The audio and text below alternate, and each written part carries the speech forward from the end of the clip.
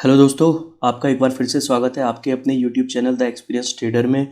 और अब हम करने जा रहे हैं मार्केट की ज्योमेट्री चेक करने के लिए, उसकी एनालिसिस करने के लिए कि किस तरीके से मार्केट हमें कल के दिन मूव दे सकती है। तो दोस्तों स्टार्ट करते हैं फिन निफ्टी से। फिन निफ्टी की आज एक्सपायरी थी। जैसे मैंने कहा था कि फिन निफ्टी एक रेंज में रह सकता है क्योंकि एक ट्रायंगल शेप बन रही है और एक डिफरेंट लेवल्स यहाँ पे पहले से ही ड्रॉ हैं जो मेरी एक्सपेक्टेशन के हिसाब से हो सकते थे।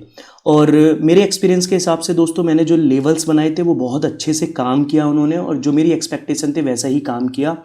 मेरा मानना था कि इस लेवल के आसपास कहीं तक रहेगा। हालांकि मैं ये सोच रहा था इनिशियल लेवल पे कि पहले ये इस लेवल को पार नहीं करेगा, बट इसने एक मूव दिया ऊपर की तरफ। इतना भी मैं श्योर था कि ये मूव बहुत सक्सेसफुल नहीं होगा और ये नीचे की तरफ आएगा। सेम उसने वही किया जैसे मैंने कहा कि आप देखोगे छोटी बिक रहेंगी, सॉरी बिक लंबी रहेंगी, और जो कैंडल्स हैं उनका जो मेन फ्रेम होगा या बेस होगा वो बहुत ही छोटा होगा। अगर आप देखोगे तो इस कैंडल में ये डोजी है, ये डोजी सी लग रही है, ये भी डोजी सी है, ये भी डोजी सी है, और डोजी लग रही है ये बड़ी बात नहीं है। बड़ी बात ये है कि 15 मिनट पे डोजी है। तो 15 मिनट की कैंडल अगर डोजी बन रही है तो आप समझ सकते हो कि रिटेलर को क्या ही फायदा बना के ये दे रही होगी। तो फिर निफ्टी कोई बहुत ज़्यादा अच्छे ट्रेंड पे नहीं है, अभी भी वीक ही है। कुछ भी हो सकता है इसमें, मुझे ऐसा लगता है, क्योंकि ट्रायंगल शेप बन के आ रही है, ऊपर की तरफ से एक पैटर्न है। हाँ, अभी संभव है बैंक निफ्टी के दिन, यानी जब बैंक निफ्टी की एक्सपायरी होगी जो कि कल को होने वाली है, तो शायद कुछ एक बड़ा मूव देखने को मिले।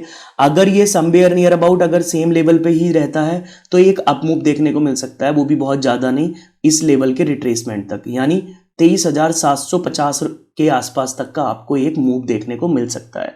तो नीचे की तरफ अगर जाता है तो ये अच्छी रेंज मिलेगी आपको। अगर नीचे की तरफ जाता है तो 23,650 से लेके मेरा मानना है कि ये शायद फिर 23,450 तक की रेंज आपको खोल के दे सकता है अगर गैप डाउन खुलता है तो। और अगर ये इसी लेवल पे खुलता है या गैप अप खुलता है किसी वजह से, gap up somewhere near about 23,700 या 23,750 के बीच में कहीं भी इस रेंज के अंदर, तो फिर थोड़ा सा रिस्की हो जाएगा ट्रेड करना। फिर आपको ट्रेड अवॉइड करनी चाहिए और कोशिश करना कि इसे नीचे आने का वेट करना चाहिए। ये थी फिन निफ्टी के लिए। क्विकली चलते हैं एक बार बैंक निफ्टी पे। बैंक निफ्टी क्या कर रहा है? बैंक निफ्टी में भी सेम ही पॉइंट है जो मैं कहना चाह रहा हूँ। ऊपर से एक ट्रेंड लाइन है जो ये आ रही है, अगर आप देखोगे तो इस ट्रेंड लाइन को रेस्पेक्ट कर रहा है, और कोशिश आज इसने बहुत अच्छी की। अगर मैं कहूँ तो बैंक निफ्टी ने कोशिश बहुत अच्छी की कि ये ऊपर की तरफ मूव दे, राइट। आप देखो ये कहाँ से स्टार्ट हुआ इसका ट्रेंड, ये यहाँ से स्टार्ट हुआ, और यहाँ से स्टार्ट होने के बाद फिर ये ऊपर गया, राइट, ये यहाँ गया। लेकिन क्या नतीजा निकला? इसका कोई नतीजा निकला। इसने सेम रेंज बना के रखी, ये और ये। तो ऑलमोस्ट ये रेंज 100 से 150 पॉइंट की थी।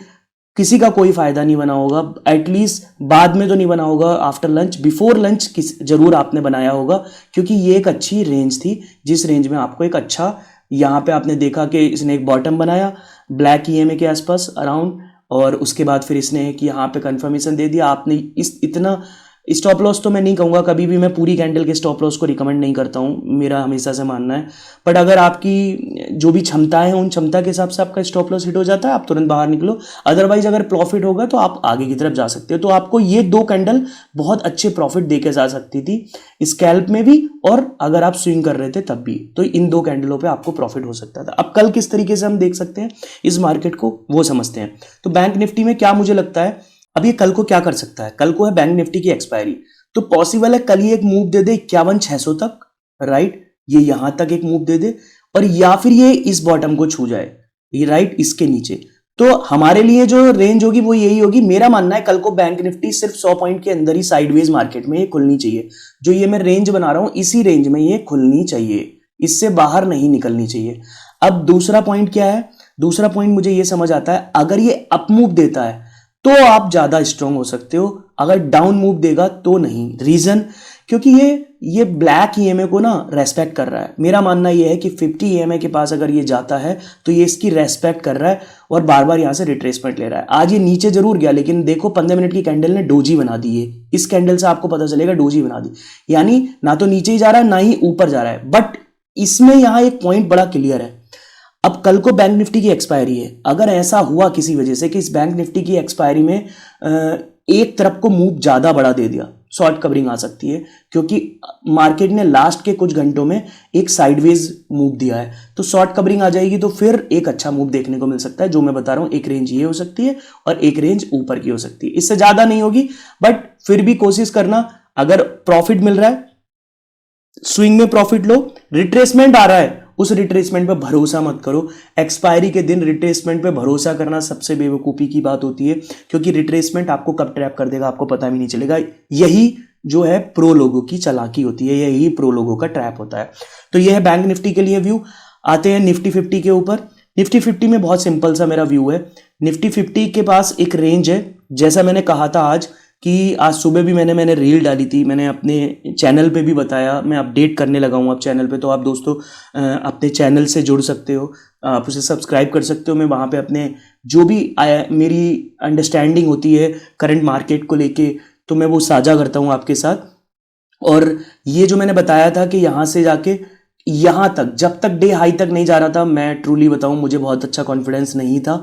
जैसे ही इसने डे हाई को ब्रेक किया, 25,000 को ब्रेक किया, एक ट्रेड का ट्रेंड बना, और ये ट्रेड कहाँ तक जाने का था, मैक्स टू मैक्स। मैं इसे सेफ ट्रेड बोला, मैंने, मेरी आप रील्स में देख सकते हो, मैंने इंस्टा पे भी डाला है, मैंने यूट्यूब पे भी डाला था, सेम मैंने अपने चैनल में भी डाला है, आप देख सकते हो। मैंने कहा था 25,100 की जो रेंज है वो बहुत रिस्की रेंज है, इसके ऊपर जाना थोड़ा टफ हो जाएगा, राइट। क्योंकि जब निफ्टी इतनी लंबा ये दूरी तय करके आया है, तो एकदम से एक ही दिन में यहाँ पर छू जाना, ये बहुत बड़ी बात होती है। ये तभी पॉसिबल है जब कोई न्यूज आ जाए या कुछ बहुत अच्छे सेंटिमेंट्स हो मार्केट के अंदर, या एक शॉर्ट कवरिंग मूव हो। तो शॉर्ट कवरिंग जैसा था नहीं, क्योंकि 15 मिनट की कैंडल में आप देखोगे अगर, तो आज स्विंग ट्रेडर को ही पैसा बना होगा। अगर किसी ने स्कैल्पिंग करी होगी तो थोड़ा मोड़ा कहीं उसे मौका मिला हो तो मिला हो, अदरवाइज उसे कोई बहुत ज्यादा प्रॉफिट या बहुत ज्यादा वो नहीं, मैं कहूंगा कि मिला होगा। बट स्विंग ट्रेडर ने आज अच्छा बनाया होगा, क्योंकि अगर मैं आपसे कहूं, आपको मैं इसे बड़ा करके दिखाता हूं, आप एक बात समझोगे कैंडल में। आप सोचो, हर 15 मिनट की कैंडल ने अपने लोअर लोस को तो नहीं तोड़ा है, लोअर लोस तो ऊपर गया है, मगर आप ये तो देखो, हर लोअर लोस 15 मिनट का ऑलमोस्ट 50% तक आ रहा है, ऑलमोस्ट 50% तक आ रहा है लास्ट कैंडल के, ऑलमोस्ट। तो और अगर 50% तक आता है ना, इतना किसी के पास जिगरा नहीं होता कि 50% रिट्रेसमेंट 15 मिनट में आ जाए और बंदा स्विंग ट्रेडिंग के लिए रुका रहे, अनटिल अनलेस उसको वो ट्रेड ना मिले। दूसरी बात दोस्तों, जब मैं स्विंग ट्रेडिंग के लिए जाता हूं कभी भी, तो मैं हमेशा अपने कस्टमाइज सुपर ट्रेंड पे जाता हूं। मेरा एक कस्टमाइज सुपर ट्रेंड का सेटअप है।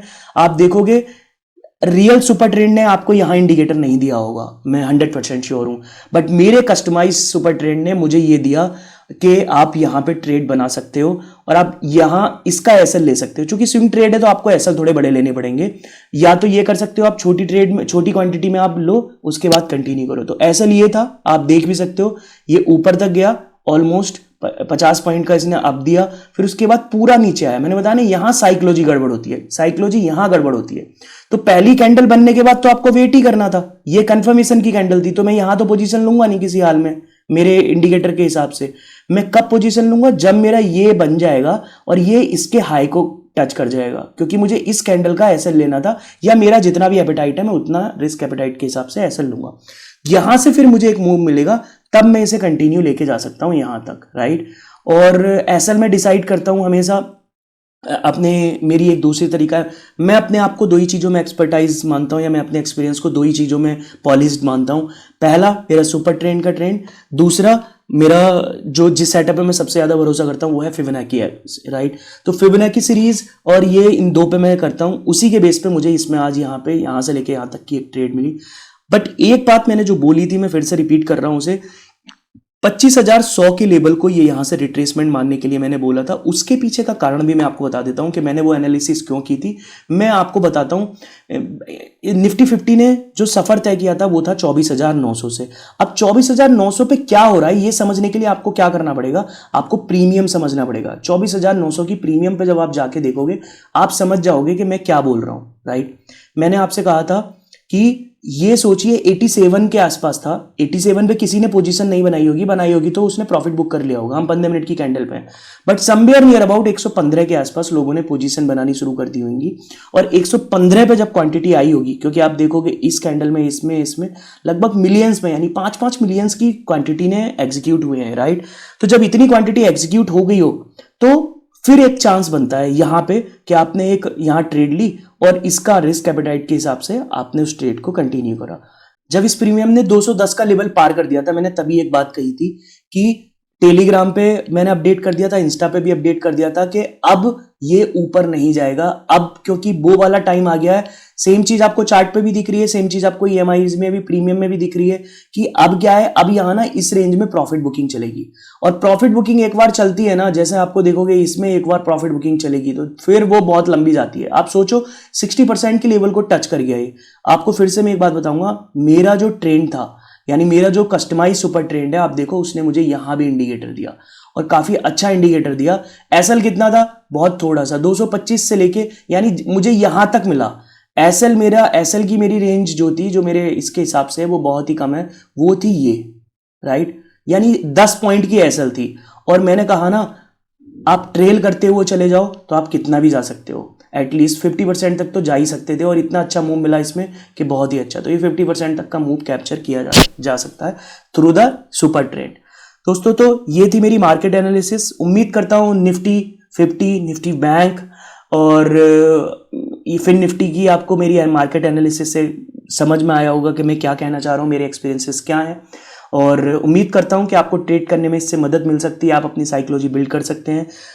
उम्मीद करता हूँ दोस्तों आपके लाइक, शेयर, कमेंट और बेल आइकन को क्लिक करने के मोटिवेशन से मुझे काफ़ी कुछ मिलेगा और मुझे एक मोटिवेशन आएगा कि मैं वीडियो डालता रहूं और आप लोगों के पास मेरा जो टूटा फूटा एक्सपीरियंस है वो साझा करता रहूं।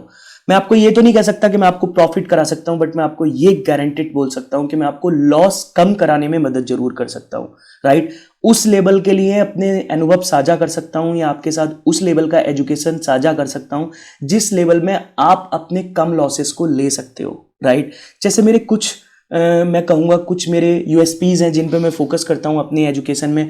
पहला, छोटा एसएल लेने के लिए, राइट। दूसरा कि आप अपने प्रॉफिट को, अगर आपको आ रहा है तो छोड़ के मत जाओ। आपको प्रॉफिट इसलिए नहीं छोड़ देना है कि आपको आपका टारगेट नहीं मिला है, राइट। अभी मार्केट उस लेवल का नहीं है कि आप स्विंग ट्रेडिंग की तरह वेट करते रहोगे आपको टारगेट ही मिलेगा, राइट। टारगेट सब लोग बहुत चला के, राइट, वो आपको कभी भी, इवन कई बार बहुत सारी चीजें प्रो के हाथ में भी नहीं होती हैं। कुछ कैंडल्स में साफ पता चलता है कि ये कैंडल प्रो के हाथ की नहीं थी, उन्हें भी नहीं पता चला कि ये क्यों, कैसे, कब क्या हो गया, राइट। तो आप उस तरीके से मत चलो। आपको क्या है, आपको तो सिर्फ बहती गंगा में हाथ धोना है, वो सबसे अच्छा तरीका है। उम्मीद करता हूं दोस्तों इस वीडियो के एनालिसिस से, मार्केट ज्योमेट्री से आपको काफी कुछ सीखने को मिला होगा। मिलते हैं अगली वीडियो में। जय हिंद, जय सिया राम।